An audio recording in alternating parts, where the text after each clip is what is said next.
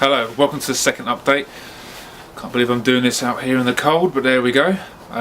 This week I managed to get a little bit more progression with the project. I had the joys of taking the front wing and the bumper off and the lights and the bumper support. For me it was a bit of a kind of crunch time, make or break, because I wanted to see whether the rust was a lot worse, it was hidden behind the arches, and see what she was hiding.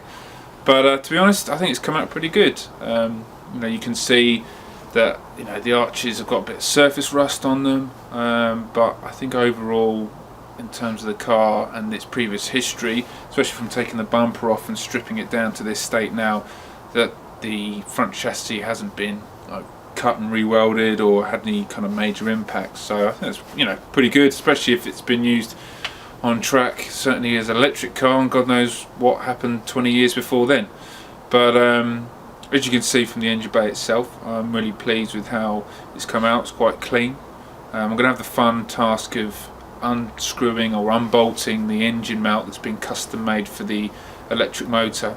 I'm sure that's probably going to involve the death wheel, cutting this all out, but I'll make sure I document that as I go along.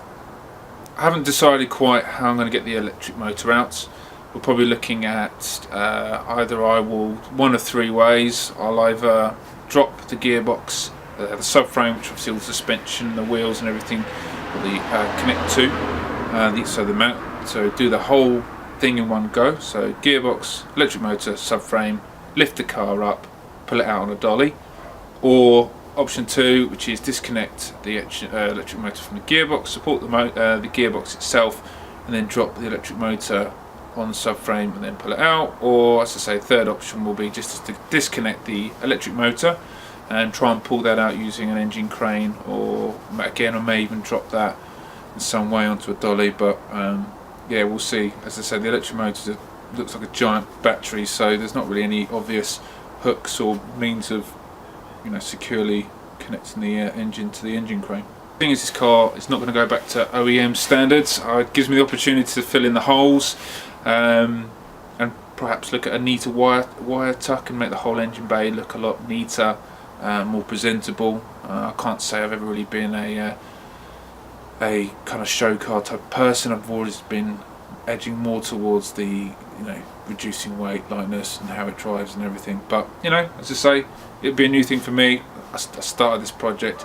It's going to push me to do things that I haven't done before in terms of cars, certainly. Anyway, the engine bay, I will probably, because as I discussed in my previous video, we're looking at changing the colour back to its original white and black panda theme.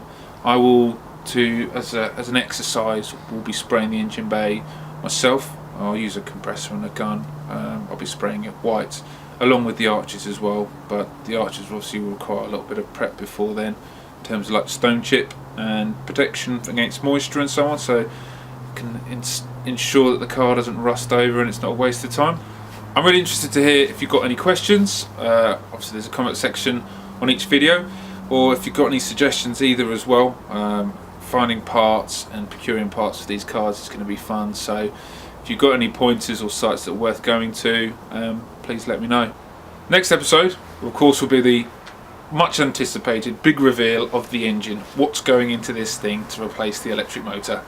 Let's just put it this way, it has required some aftermarket parts to get it to work, but as I say, I will talk through that. We can do it. I'll do a whole session on that, and we can any questions or anything else you got for that, and we can cover off from there. Thanks very much for watching, and see you next time.